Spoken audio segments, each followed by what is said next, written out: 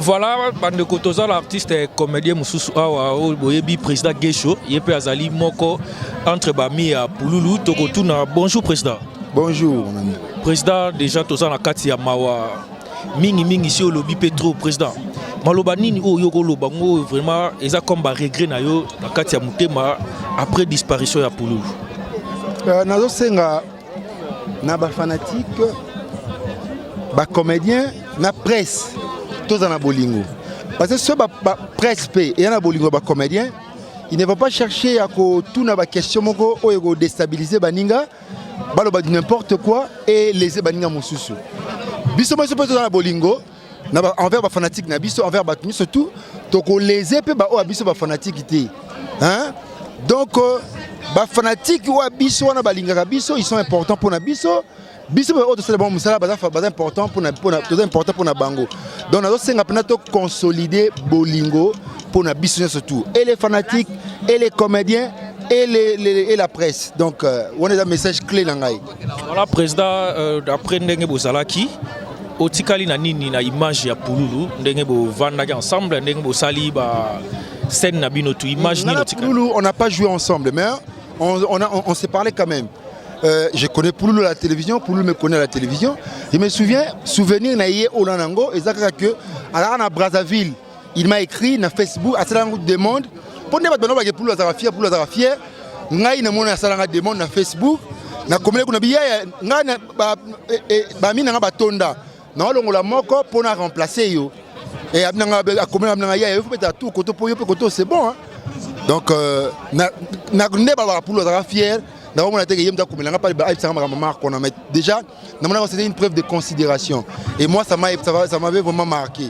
Et ça nous a tous dérangés. Il est parti si tôt vraiment. Chico est parti, Chico on ne le verra plus. Mais Pouloulou à travers ses œuvres, parce que Pouloulou a marqué son époque.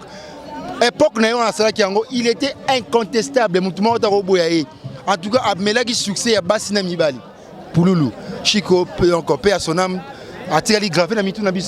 D'après l'organisation, qu'est-ce qui a tenu et qu'est-ce qui n'a pas tenu? En tout cas, je ne sais pas dans l'organisation. Je n'ai jamais été membre de l'organisation. Je suis venu comme un simple comédien. Mais il faut poser la question aux organisateurs. Où ils sont clairs. Où ils placent ni Faizaki, placent ni Marchaki pour Mbalasi. Donc voilà. Ça va. Même j'ai apprécié parce que mais donc il fallait multiplier peut-être la chaise est un peu nombreux hein, pour la place pour mais dans tout en gros tout s'est bien passé. Merci. Je t'en prie.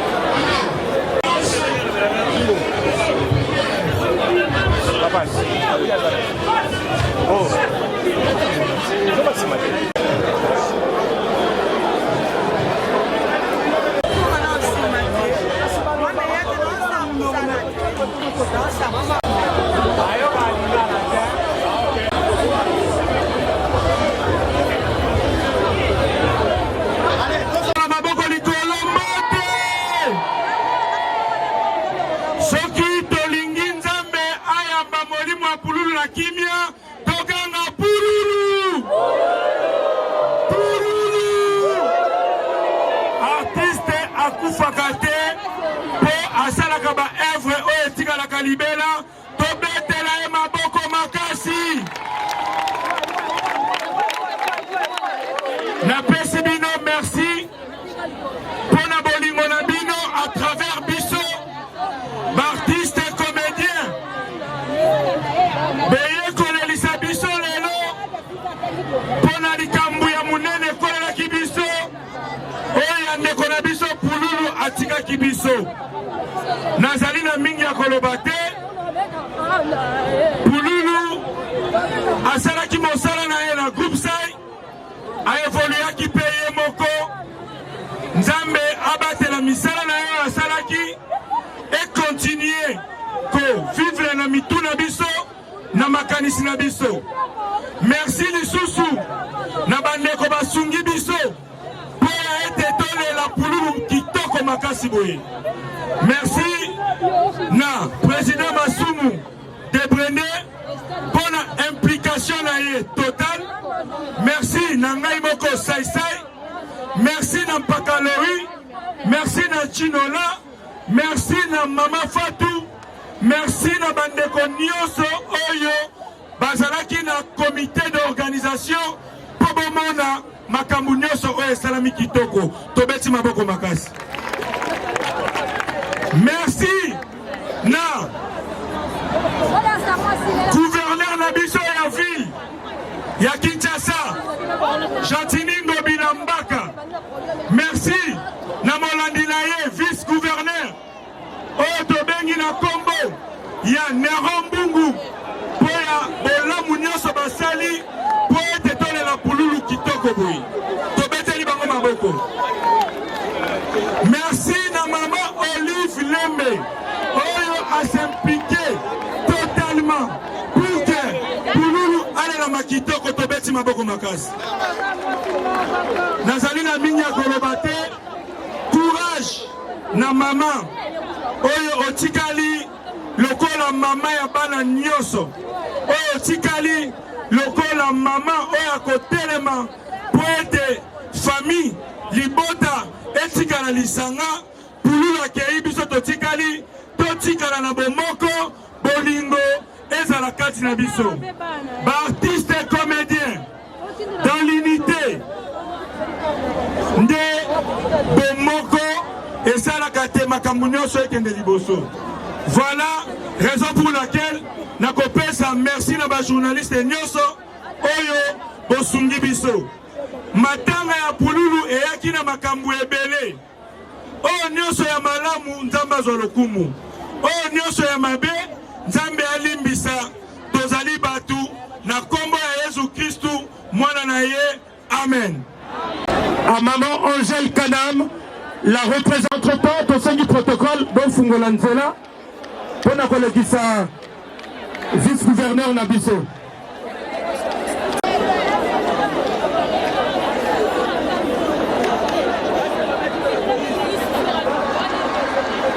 Biologique, tokuta na biso nyonso na lopangu kuna na kwa mutu pe tosengi. Mesdames et messieurs, nous saluons l'arrivée parmi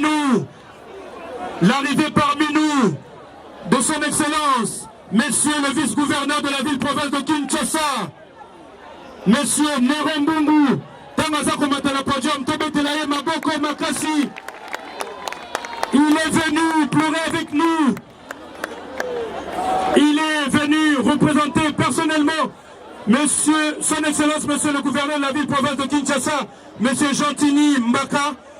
Alors, le fou Mabanga Moyo, excellence, Nero Mbungu, il va prendre la parole parce qu'il est venu, il a toujours été à côté des artistes. Il est venu pleurer avec nous. Nous allons écouter ce mot de circonstance. Excellence, à vous la parole. Nous disons avant tout, merci à l'Éternel, le maître des temps et des circonstances.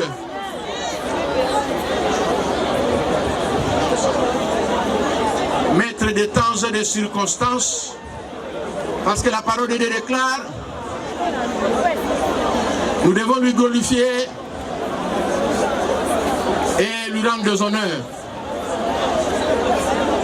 Au nom du président de la République, au nom de son Excellence, Monsieur le gouverneur de la ville province de Kinshasa, Monsieur Ngobila Mbaka Jantini, au nom de tous les Kinois et Kinoises au mien propre, nous profitons de cette opportunité pour d'abord présenter nos condoléances le plus attristées à la famille biologique de notre grand artiste Pouloulou et ainsi qu'à tous les artistes de la République démocratique du Congo en général et ceux de Kinshasa en particulier, nos condoléances le plus attristées. Dieu a donné et Dieu a repris, nous lui disons merci, que son nom soit glorifié. Nakombo ya Papa Mokonzi ya Mboka Félix Antoine Tshisekedi Tshilombo, pe Nakombo ya Ngobila Mbaka Jantini, gouverneur de la ville province de Kinshasa, pe Nakombo ya Bakinois, pe Bakinoise nyonso pe peuple congolais, to profiter na passage oyo ko présenter ba condoléances na famille ya Baptiste comédien nyonso ya République démocratique du Congo en général et en particulier ba artiste comédien nyonso ya Kinshasa na ndenge touti ko perdre grand artiste Pouloulou. Bible lobeli biso na ba circonstances nyonso tozongisaka matondi epai ya Nzambe. Ye mutu apesaki biso Pouloulou azwi ye toza na ntango ya kopesa ye to kotuna ye mituna te, pamba te ntango apesaki biso ye atunaki moko na biso awa te, mpe ntango azwi ye aza na ntina kotuna mutu te. Bongo tolobi kombo na ye ekumisama, mpe tosambeli epai ya Nzambe kobanda lobi azokoba kobatela biso mpe abatela délégation nyonso oyo ekende kotika artiste na biso Pouloulou na dernier demeure na ye, pe kozonga pe manifestation nyonso totiki na maboko ya Nzambe. Bongo courage na bartiste, courage na bartiste, courage na bartiste, tika Nzambe apambola biso nyonso na kombo na Yesu. Merci. Nous invitons également l'artiste Bill Clinton. Ça sera après les honorables, s'il vous plaît. Nous allons faire les choses dans l'ordre. Après les honorables députés qui sont déjà là, debout, nous allons inviter l'artiste Bill Clinton. Voilà. Il a déjà déposé. Le protocole, Oyazali, nos fleurs, Jean le fleur, honorable. De Pouloulou, Baninga Pouloulou Yakitambo, Bangonde Moutou, Baloué, espace Oyo, contribution à Bango, Zali location, ya stade Vélodrome Oyo, et si quand on a les landes qu'on a Bango, Moninga na Bango. Tchotcholi, voilà, Ekeko, merci Mingi. Bato, Baebi Pouloulou, Baebi qui n'a travaillé na ye. Est-ce que Baebi Nzema on a travaillé na Pouloulou? Baebi Ango? Baebi? Baebi Ango te? Baebi Ango? Bato amaboma, basako boma, bato na boma.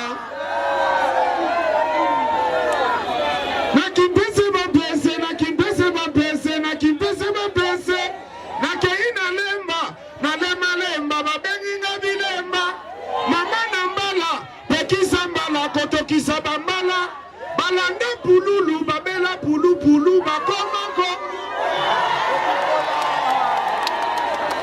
Pouloulou, Azalaki acteur à film.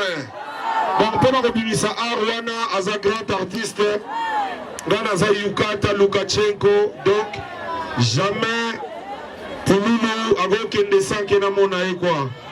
Donc, Aza Penana Motema Nanga a contribué un plus na musique Nanga, à côté na clip Nanga, donc Talagaka. Merci en tout cas à la famille Mobimba, nous soutenir la famille à Pouloulou. Merci beaucoup. Ça, c'est Yukata.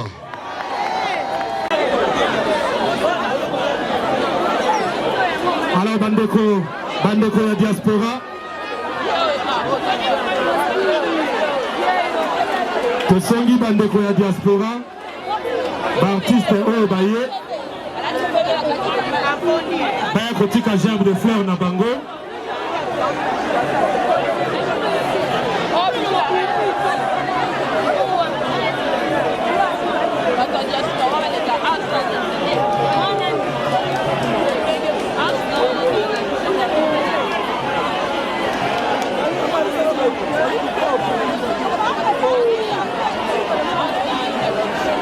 Alors, tosengi na président Massibou.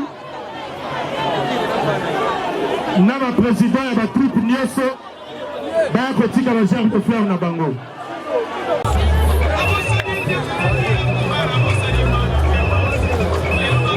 Ezali mpe na famille ya mama Koko.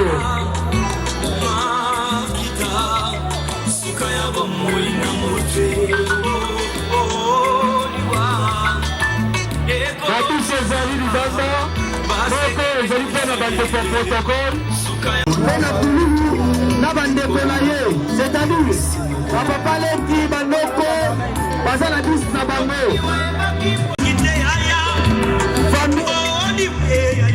Protocole yaka kozala fleur. Sécurité boya kozala fleur. Sécurité boya kozala fleur. Pona ngambu ya mama Koko bokota la bisi esprit de vie. Sécurité yaka kozala fleur. Sécurité yaka kozala fleur.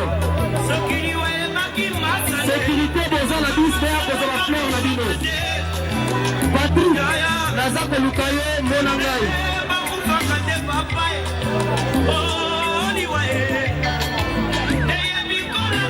Tolobi bambi ya chike tululu. Bazali na bise na bango.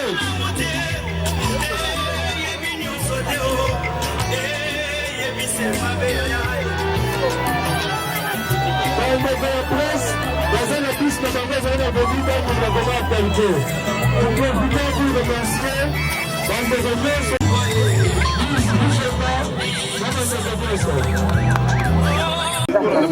Papi allait prendre le plus aussi dans la famille.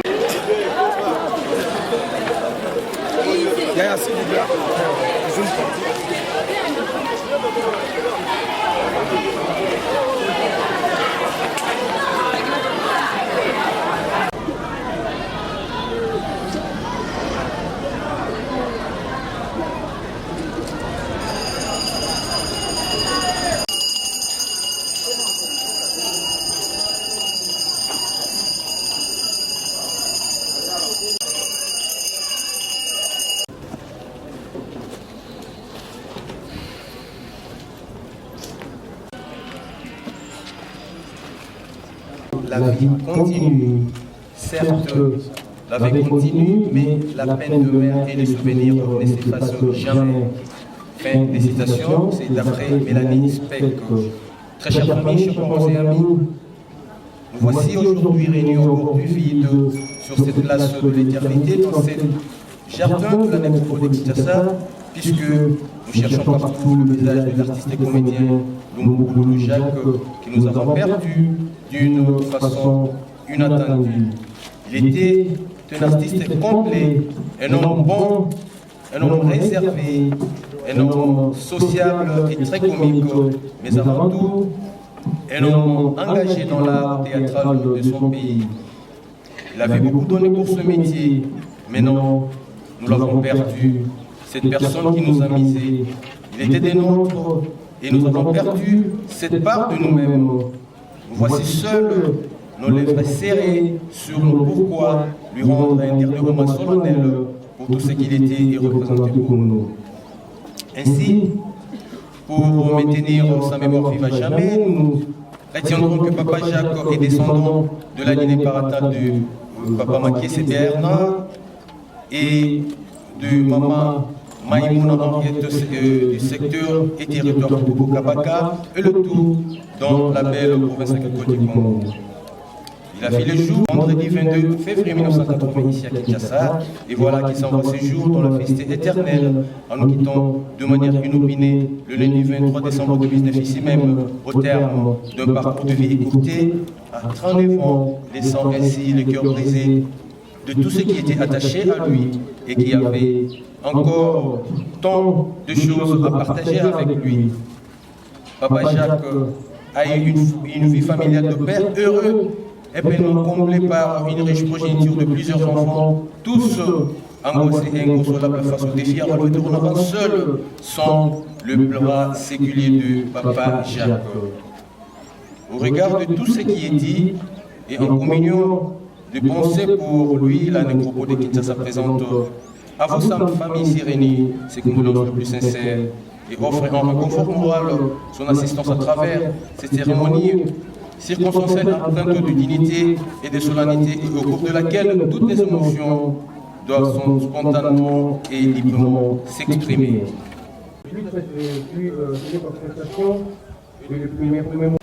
Sous la direction de l'acteur Saï Saï. Ensuite, l'artiste a évolué seul dans ses propres séries, comme Les Aventures de Bouloulou. Tu es parti trop tôt, tu nous manques déjà, Papa Jacques est là pour tuer. Sache que l'on ne t'oubliera jamais. Ta silhouette, ta voix, ton sourire resteront à jamais.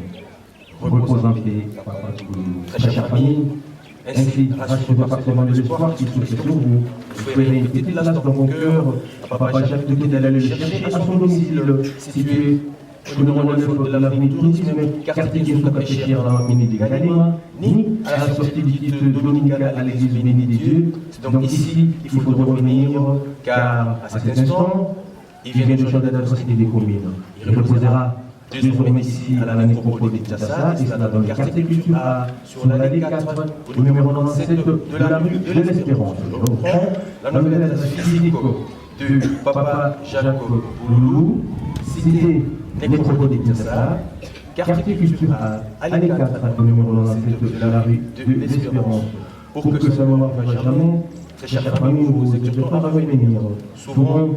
Et chaque fois que vous le pourrez, rendre visite à cette dernière demeure, sans attendre nécessairement le 1er août, journée officiellement en République démocratique du Congo. Les visites à la nécropole, académie, plutôt à la nécropole, intercelle. L'académie, c'est toute l'année sans exception, c'est-à-dire le 1er janvier, le 31 décembre. Et la seule engagement, sa dernière remarque physique, tout en ce temps, une excellente fonction dominicale. Compte tenu du nombre 3, on montre dans l'esprit.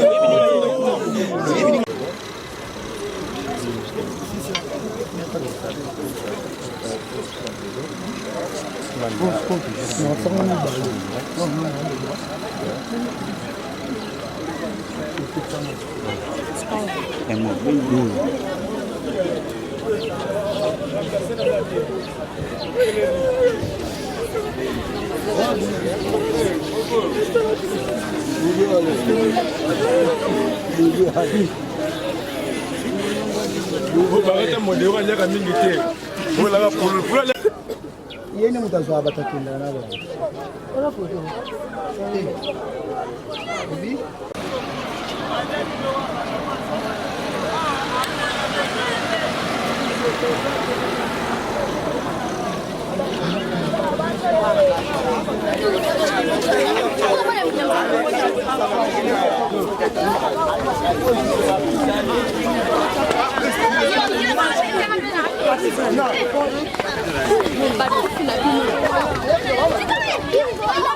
Papa, nous avons mis pour Loulou, faut balandaye jusqu'à bout. Biso dozala posta, nous avons mis pour Loulou balandaye. ezalaka boye te bana bakufaka bapapa batikalaka omoni te ke eza kindoki tolemi baartiste na biso bana mike ya bagene bakozala toza na kati ya nécropole ça va papa na kokufa Alexis kokufa Alexis kamudera kufa makambo loki basa omonya nécropole beaucoup de respect de condoléances